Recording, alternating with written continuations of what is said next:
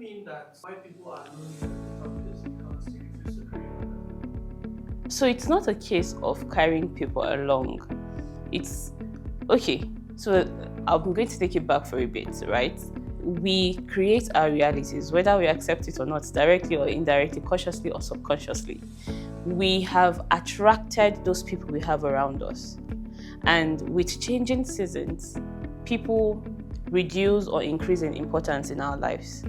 So it's not like the same very close friends you have while you're building are the same very close friends you would have when you have gotten to the top, or whatever that top is for you. Now, what I like to refer to is there is this concept of neutral sign when it comes to friendship and relationships. There is a point where you're together and then you go apart, and then you come together again, you go apart, and like that. So sometimes the way you are living your life helps other people to upgrade. The type of friends I had when I started my journey are not the types of friends I have right now. But it doesn't mean that I have completely cut those people off. Because sometimes when I have those conversations with them and maybe they see what I am doing, they're like, oh, they're feeling more inspired to also take, a step or do something for themselves. I understand that there are some people who, out of envy or jealousy, might want to pull you down. I get that. You don't need to entertain those type of people. But then, it is still important that you continue to build friendships. They say creating friendships in adulthood is difficult, but the reason it is difficult is because we have said it is difficult. Literally. Let's say now you're working. You had to go to school, right? You took a number of courses, you took a number of trainings, you try, you learn, you're reading, you're seeing how people are doing their things, and you're improving to be able to do your job that will give you money, right? But then when it comes to relationships, you just feel like relationships should be automatic. Relationships also require some level of investment. A situation where you have a friend, or you are that friend that when people need you, you're unable to show up for them because it's not convenient for you. When you also need them, they won't show up for you because it's not convenient for them. So it's more about how you are able to show up for people when it is needed. It doesn't mean that you have to spend every day with them, like talking to them or chatting every day and all of that. It is more about how present you are in the relationship. Are you able to meet them at their time of need? And are you also opened to receiving their help when you need it? Because for some of us, again, we tell ourselves that lie that, oh, people would not understand, they're not on my level. But trust me, there are some very vital things those people that may not be on your level will say that would also help you move forward. So it's not a case of either this or that. Like I like to say, it's not just white or black.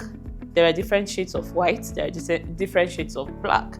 The main thing is that for everybody you have in your life, they have very important value they are adding to your life. And then there are also things you can also add into their lives. So if we focus on, oh, this person is not on my level, what we rob ourselves off of is our ability to tap into the value that that person can add into our lives. And I am a proponent of having different levels of relationships. And I pride myself as having friends or connections from the CEOs or top executives to the abiru or, the last person on the street, because all those relationships have a place where they fall into. And you don't know when you need these different people at different times. So we need to also remove that notion that, oh, somebody is trying to bring me down and all of that. Rather, it is just to change the way we see it, basically. You can be a positive support to that person. But if that person is not able to give you support at that time, it doesn't mean you should cut them off. It means that relationship would go maybe from a 7 to a 2. And then when you have the capacity to pick it up, or when that person also upgrades, you meet at a level and you continue to build and you just get better from there.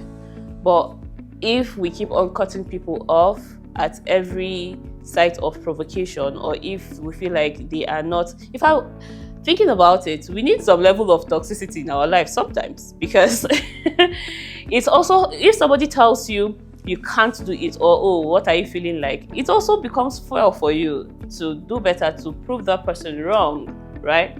So you still need some people who may tell you, oh, I knew this person when this person was nothing, but then now you're something. So even if they can't see it, other people can see it. And it is very important that, again, we know who we are, so that whatever anybody says about you doesn't, change your perception of yourself or how you interact with that person. Yes, you may need to protect yourself by limiting your interaction with that person, but it doesn't mean you just cut the person off completely. That is what happens when a lot of people get up there and they are lonely, because in the process of working, it's tedious, right? You're thinking about how to grow your business or how to move forward in your career, and you're still thinking about a friend that is throwing tantrums. It is exhausting, but then it is needed, so that it's not just for now, it's for later. You see, most of all the people who are friends at the top today did not create those friendships at the top. They started from somewhere. So if you cut off all the people that you should build a relationship with at this point, when you get up there, you'll be left alone. And your relationships are not just for yourself, they're also for your children. You want a situation where you can easily call somebody who is, imagine that you have, see the relationship with Dangote and Otedola, whose children becomes friends with your children, or who can also create opportunities for your children tomorrow.